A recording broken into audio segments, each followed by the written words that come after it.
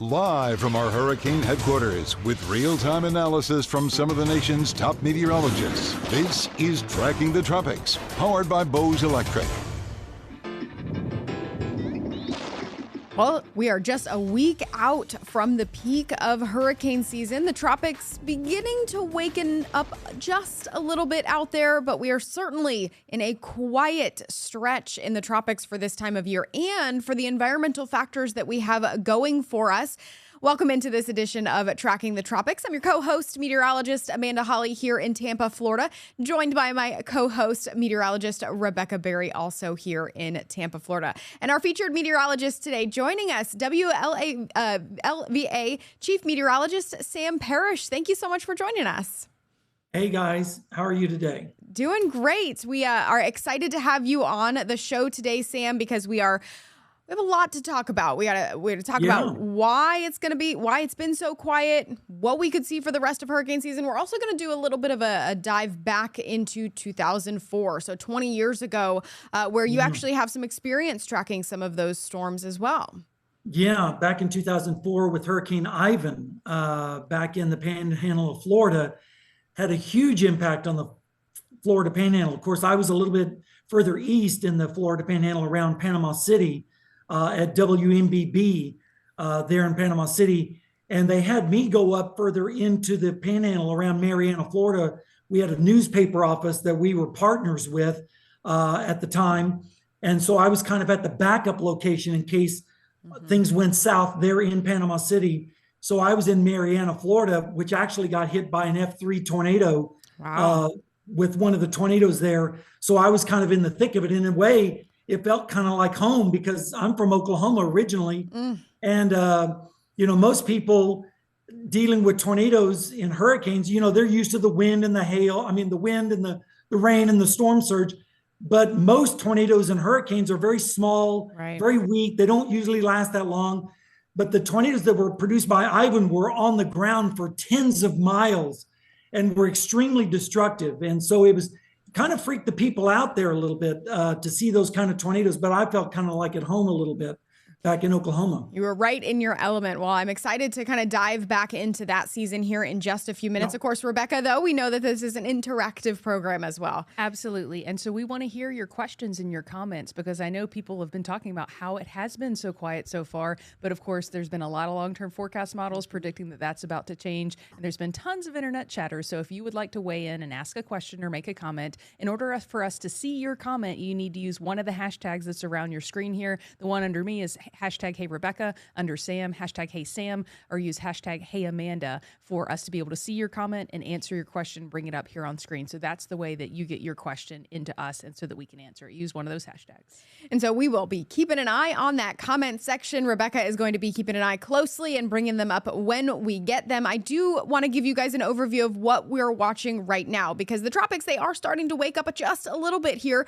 We don't have any active named storms. We don't have any active tropical depressions, but you can see the National Hurricane Center highlighting 3 areas right now of possible development in the next few days. So wanted to break down what we're watching with these. This particular wave on the left there in the Central Caribbean, that's the one we've been watching for several days, and I am going to talk a little bit more about it. It has a medium chance of developing over the next 7 days, so a 40% chance there.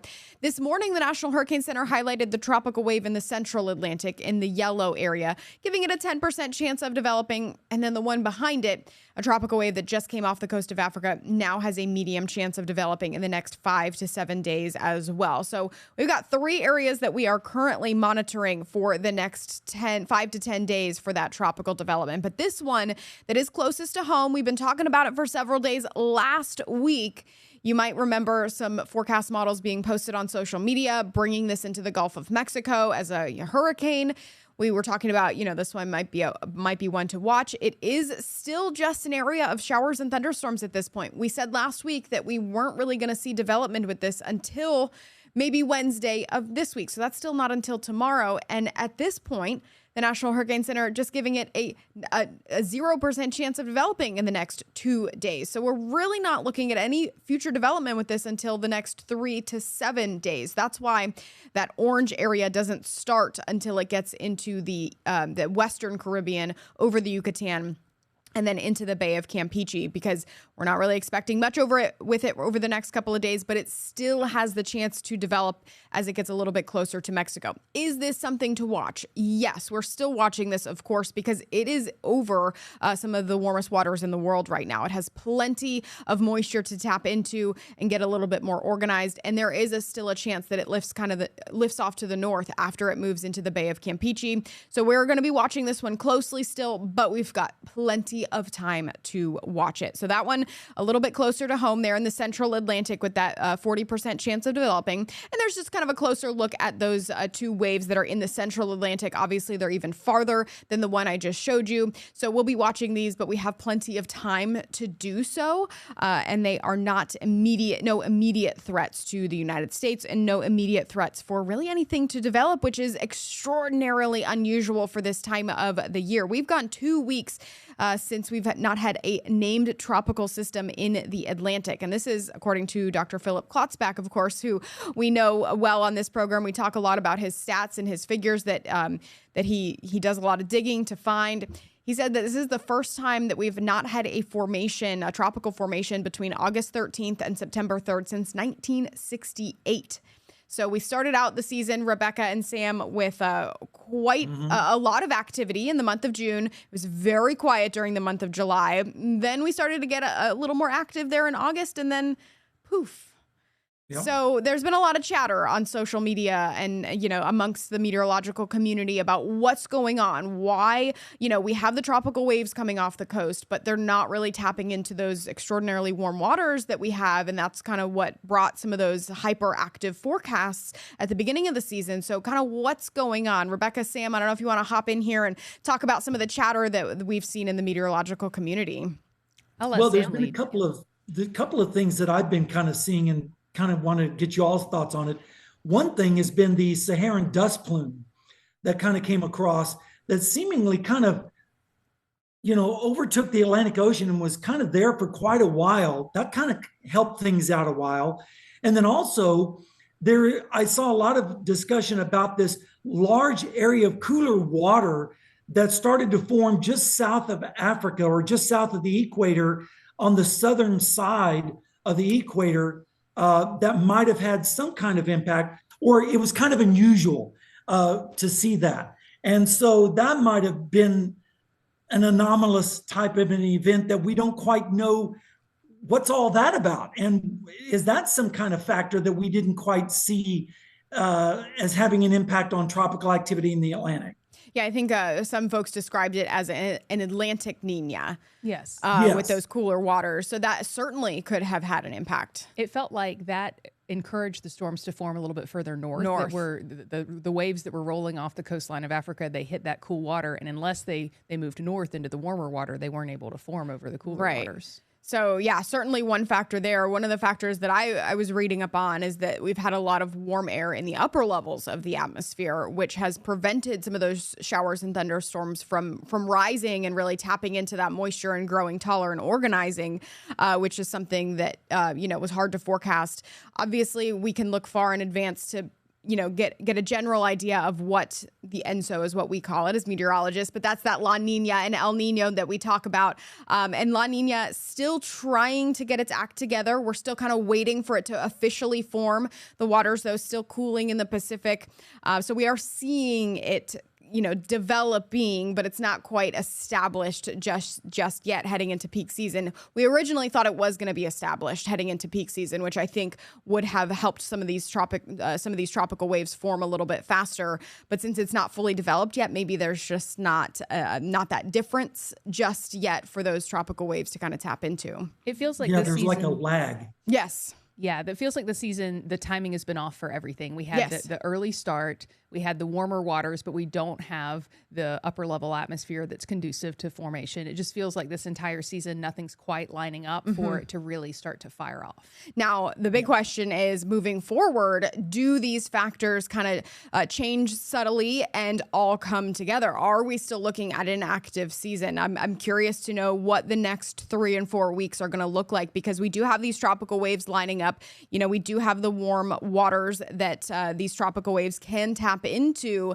It's just, will the atmosphere allow them to organize? I do think that we're going to see development, you know, between now and the end of the season. I've seen a lot of chatter too from, you know, just folks at home saying, well, it looks like we're not going to have a hyperactive season like we originally thought. But I don't want people to let their guard down because it's still very early on in the season. September and October typically see more development than any of the other months here. So we still have a long ways to go. And I mean, late September is when Hurricane Ian formed.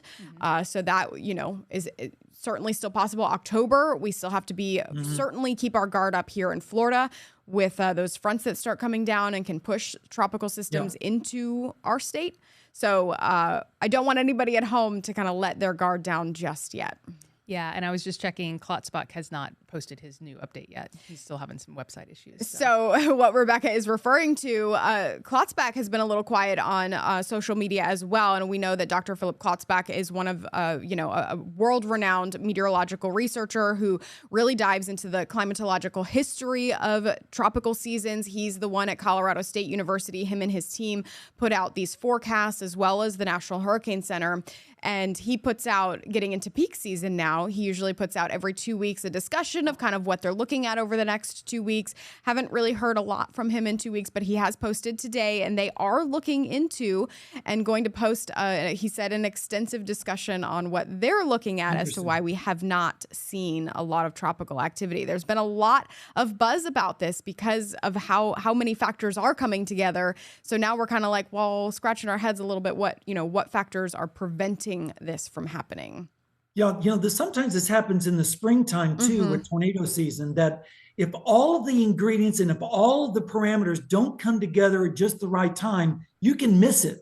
You know, and then the next thing you know, the ridge of high pressure builds in and severe weather season's over, and it's over. And it basically goes up north into the northern plains, and then basically tornado season can be over. So, you know, hopefully we'll see how all the parameters come together. But like you said, it's too early to basically say hurricane season's over because we still have October to go and all of September. So anything can happen. But right now, things are calm right now, and hopefully that will continue for a while. But, you know, it's still early in the season to go.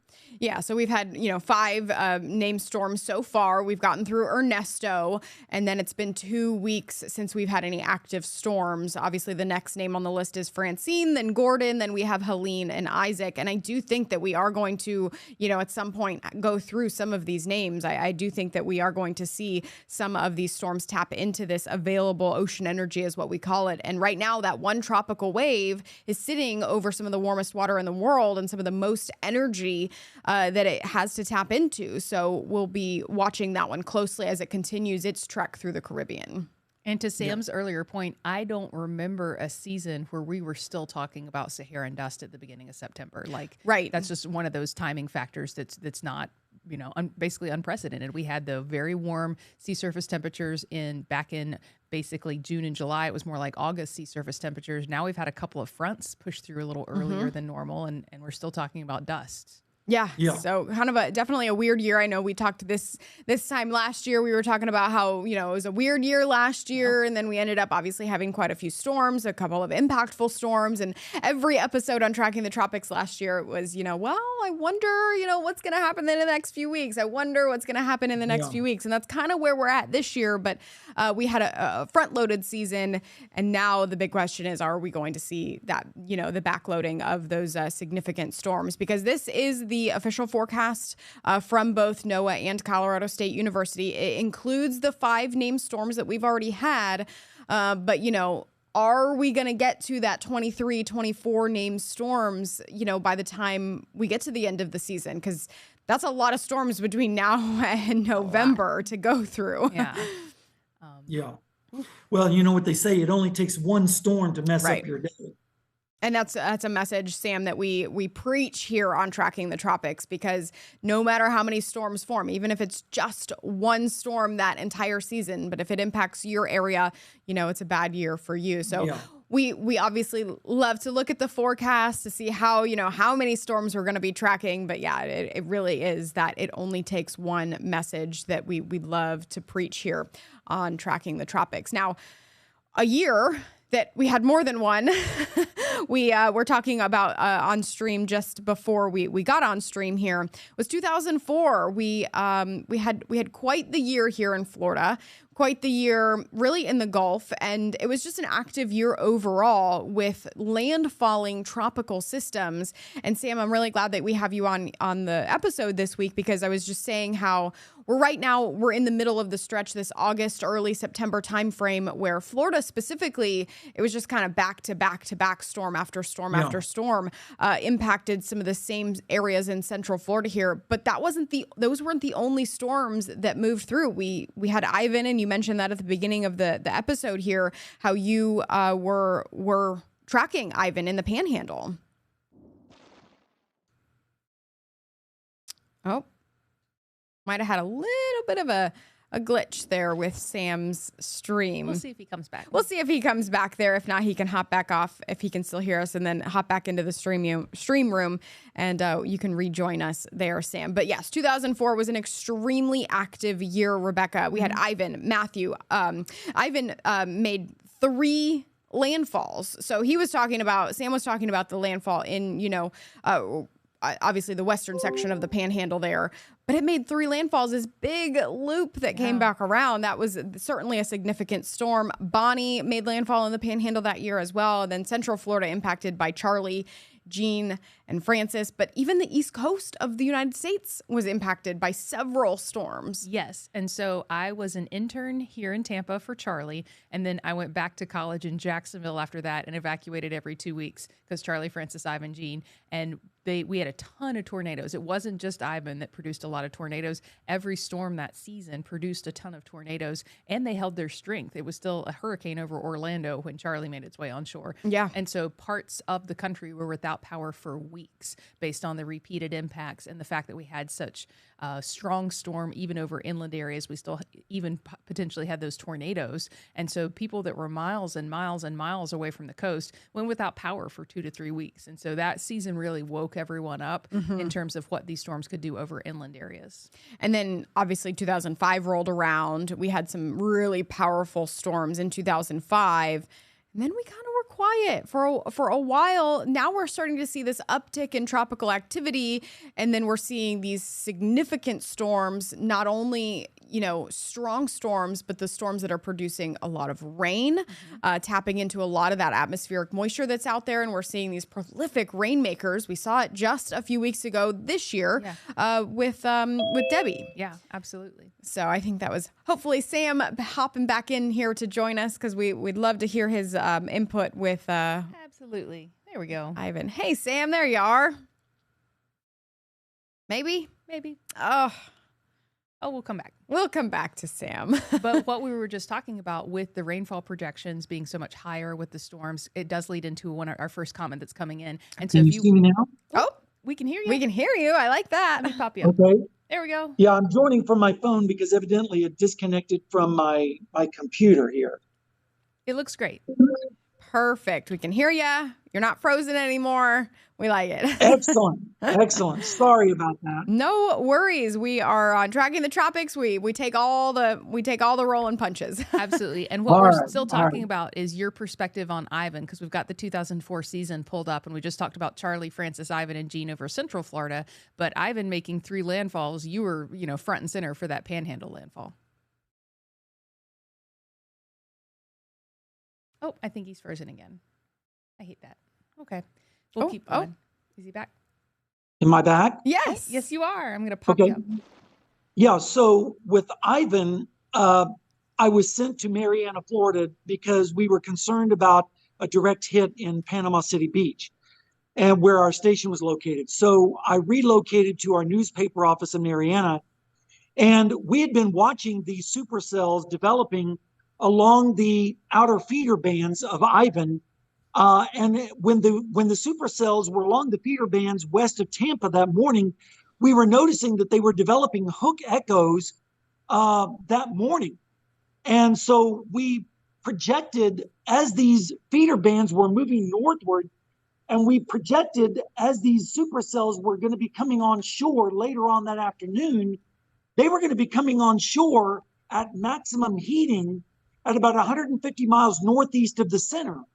Well, there's been a lot of research papers written on supercells that come ashore or that are located 150 miles northeast of the center of hurricanes, and that's where you get your maximum vorticity and the most likely place that you're going to get tornadic conditions. And so everything was coming together for tornadoes that afternoon with Hurricane Ivan. And so sure enough, at around 3 o'clock that afternoon, all these cells started coming on shore in Panama City area, and they were moving from southeast to northwest in these feeder bands, and they looked just like supercells that develop along a dry line in the plain states. They had lots of dry air coming in behind these feeder bands, and I mean, if you transposed this feeder band onto a map of the plain states, that's what it looked like.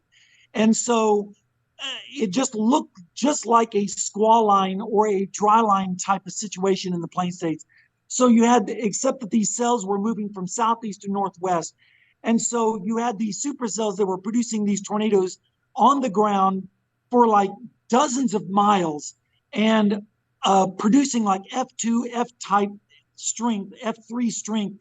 In fact, the tornado that hit Mariana where I was picked up a van and at the prison there, the federal prison there in Mariana, picked up a prisoner cargo van and threw it into the fence there at the prison, and also picked up a huge grandstand at the high school and threw it into the football stand. And so it was a very devastating tornado there in Mariana. Unfortunately, nobody was killed, and it was also ironic that the tornado also hit a FEMA call center, which was set up for handling FEMA calls for disasters. And so the actual FEMA disaster call center was hit by a tornado caused by Ivan. So it was a very, very unique situation. And like I said, in many ways, it made me feel like I was back in Oklahoma. Wow, that's incredible. I mean, I'm assuming you felt like you were at home in that situation and were able to handle it, well, because of the amount of tornadoes that you had probably tracked prior to that storm moving on shore. Right. That was just the first landfall. When it was making its way kind of back around, were you guys, what was going through your head at that point, as well as it was, made its second landfall back in Florida and then back into the Gulf? Yeah, well, I had never experienced a hurricane before. And, when I moved to Florida, I was always asking everybody, what's it like? As a meteorologist, I read about, hurricanes, obviously, in hurricane textbooks and meteorological textbooks about, how large a hurricane is and what causes them and all that. But I had never experienced it. And so I had asked everyone when I moved to Florida, what's it like? And everyone kept telling me the same thing. Oh, the hurricane's nothing. It's the after. It's the after. And I'm like, what are they talking about? What do they mean, the after? Well, when I went through Hurricane Ivan, I then understood what they meant about the after. The no water, the no electricity, the no ice, the no power, the no air conditioning. It's the afterwards that is the word, Yes, the wind is bad. Yes, the rain is bad. Yes, all of that is bad. But the 2 weeks of going through the aftermath is, in a lot of people's mind, is the worst part about a hurricane. And so I got to experience that. And then I understood what everybody was talking about. And so that was kind of my experience, baptism by fire, I guess, to go through Ivan. And to be honest with you, I didn't even really go through the worst part of Ivan. I was on the eastern side. And so for me to go through hour after hour of, as a meteorologist, I come away with a greater appreciation of the raw power of Mother Nature, of going through hour of wind and just experiencing the raw power of, of wind hour after hour of experiencing that, and realizing that I was just at one point, and realizing that that extended for hundreds of miles is just mind blowing. It's just literally mind blowing.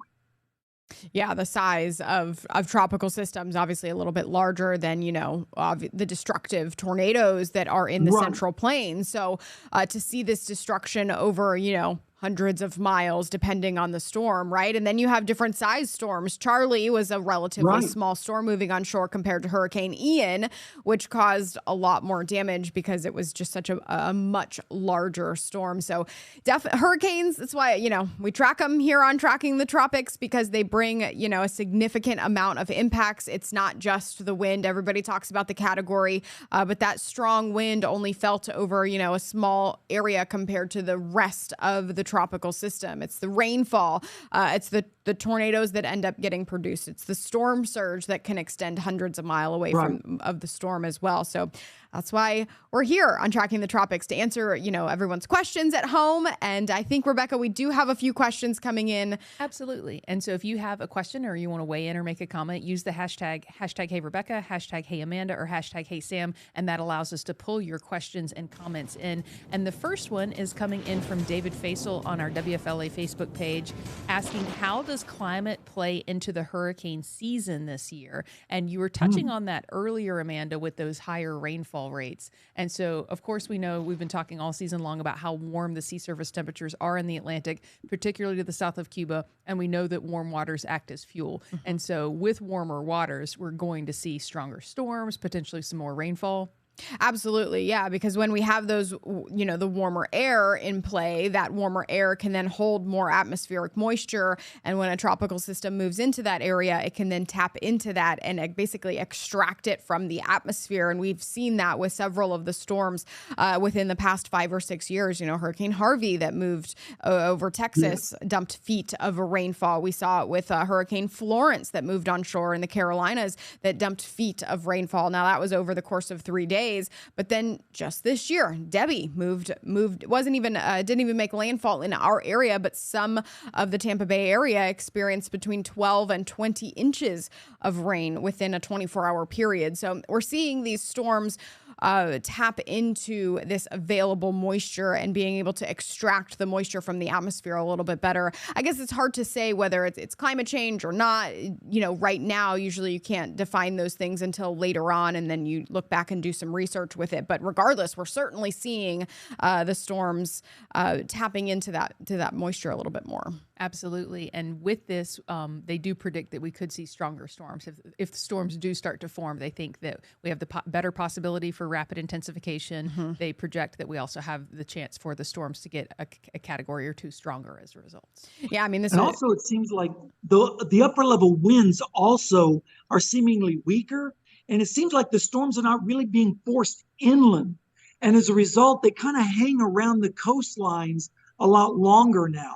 And so they dump these tremendous amounts of rainfall in a very short period of time. Unless something is like forcing it in, the convection likes to reform closer to the coastline, and they just continuously feed on each other. Yeah, it's like it knows that moisture, its fuel source is coming from the water. It doesn't want to leave that fuel source. So it kind of hangs out there for as long as possible, unless, like you said, Sam, something is pushing it or, forcing it in one direction. That's right. And we have another question asking about Saharan dust projections, if that Saharan dust is going to continue. And so we do have Saharan dust forecasts, of course, and we also have we can see the Saharan dust on the satellites. And so Amanda's pulling it up right now, what we're seeing with that atmospheric dust. Yeah. So this time of year, we kind of touched on it at the beginning of the episode. This time of the year, it's not usually a time that we talk about Saharan dust very much. But if you remember from some of our initial episodes this year, we didn't really have a lot of Saharan dust out there. It was a late start to the Saharan dust, and then it picked up. It's been around, and we're not seeing nearly as much dust now, which is normal. But typically we see that cutoff at the end of July, early August. But now we're really seeing the cutoff at this point. So end of August, early September. So the timing of everything has just been a little different this year, the 2024 season, which could be, a factor in why we have seen an unusually quiet period. Absolutely. Hopefully that continues, because we would love to be completely wrong about our seasonal predictions. We would love to be wrong in this sense of, forecasting a lot of storms and then not having a lot of storms. But, I do think that, and I think Sam and Rebecca, you'll agree that we're going to at least have a few more storms between now and the end of the season. Oh, yeah. Yeah, I think there probably should be a lot more research done into this particular part of the tropical aspect of the Saharan dust. What kind of impact does that have? And maybe more research needs to be done into the forecasting of the Saharan dust and how much of an impact it actually does have. I know earlier back in the summer, remember there was that big storm that hit the, was it Dubai? That they had that big tropical, big flood or something in Dubai? Yes, there were. Yeah, I believe there were, a couple of feet of rainfall fell in Dubai from a system that moved onshore there. Yeah. Yeah, like a mesoscale convective complex or something that hit there.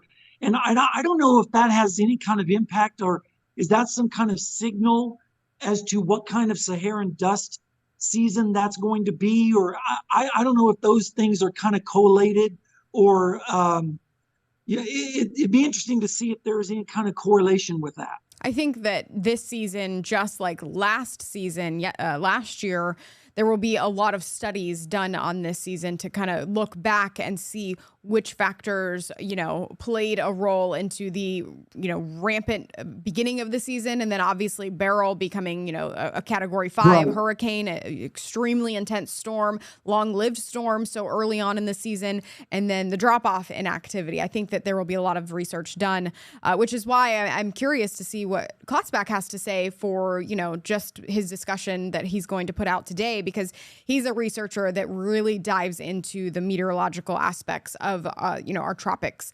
And us local meteorologists, Sam, myself, Rebecca, we look at the local forecast every single day. We can forecast tropical systems, 7 to 10 days in advance. We like to look out as far as we possibly can. But then you have the meteorologists and the climatologists who are the researchers who are really looking into all of the factors, and they have a little bit more time to kind of delve into some of those those features that we just don't have time as local meteorologists every day. We want to know if it's going to rain the next day or not. Right. We know enough just to be dangerous, right? We know about the NJOs and the La Niñas, and we know enough about those cycles to kind of know about them, but we don't know them intricately. Yeah, there is a separate definition. A meteorologist and a climatologist, they are not the same thing. And those climatologists, they look back and they also look forward a lot longer in time frames than us, just local forecast meteorologists do. But we can certainly forecast the weather. We can certainly have an in-depth discussion here on Tracking the Tropics with you guys at home and answering your questions as to the best of our ability, and to kind of look forward and see what's going to happen in the next, hopefully, couple of weeks. Right now, though, we are, of course, tracking 3 things out there the National Hurricane Center is highlighting. I think we're going to wrap up today's episode because, well, we have some question marks out there right now, but we do think that the tropics are going to wake up here over the next at least month or so. We've got 3 areas being highlighted by the National Hurricane Center right now. I know that it's been unusually quiet, but I want you guys to know at home that don't let your guard down just yet. We're still just entering peak of season. I mean, peak is not until next week, and that means that we haven't even hit the technical peak yet, and then we still have to come down off of that peak. There's still a lot of months left of hurricane season, and I do think that we are going to see some of the tropics reawaken. They're going to be able to tap into the energy and the moisture and the water that is available to those storms that do end up forming. So we're not done with the season just yet. Don't let your guard down. I do think that we are going to see some storms form here between now and the end of hurricane season. Right now, nothing active, no tropical storms, no tropical depressions, no actual named storms, but that could change in the next 2 and 3 weeks. And when it does, we will, of course, let you know here on Tracking the Tropics. Sam, I want to thank you so much for joining us today and providing your insight on what you think's going on right now. And of course, looking back at the 2004 season, that was a really interesting perspective from Hurricane Ivan. So I appreciate that. Thank you so much for having me on, and you all have a safe season. Yeah, you as well. Sam Parish there, WVLA Chief Meteorologist. Thanks so much for being our featured meteorologist today. And of course, WFLA meteorologist Rebecca Berry, myself, co-host of Tracking the Tropics. We will be back here next week with our regularly scheduled episode as we approach the peak of hurricane season. Make sure you join us next Tuesday at 12:30 Eastern Time, right here where you're watching from right now. Find Tracking the Tropics on these platforms. And for storm updates, the latest models, and helpful resources, visit trackingthetropics.tv.